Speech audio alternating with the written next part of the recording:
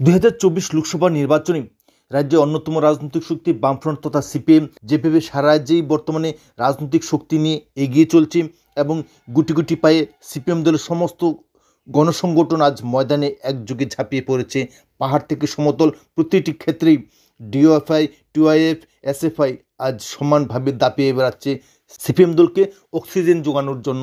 2018 সালের পূর্বে এর যে বামফ্রন্টকে সম্পূর্ণভাবে এক্সট্রা মাইলেজ দিত ডিওএফআই এবং অন্যান্য গণসংগঠনগুলি। অবশেষে আবারও সর্বশক্তি নিয়ে এই ডিওএফআই এবং বামপন্থী নেতাকর্মীরা আজ দিকে দিকে এগিয়ে চলছে বিভিন্ন রাজনৈতিক কর্মসূচির মাধ্যমে। এই সমস্ত রাজনৈতিক কর্মসূচির মাধ্যমে সিপিএম সারা রাজ্যেই নিজেদের শক্তিকে সুসংহত করতে পেরেছে।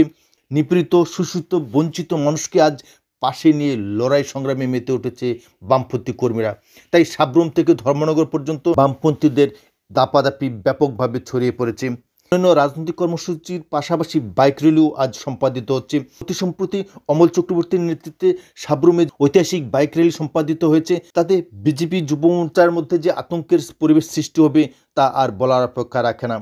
যেখানে বিরোধী রাজনৈতিক দলগুলি শাসক দলকে চেপে ধরতে সক্ষম হয়েছে, ঠিক এই পরিস্থিতিতে শাসক দল যদি সঠিকভাবে বামপন্থীদের মোকাবেলা করতে ব্যর্থ হয় তবে 2028 সালে বিধানসভা নির্বাচনের ফলাফল কী হবে তা সহজ অঙ্কেই বলা যায়।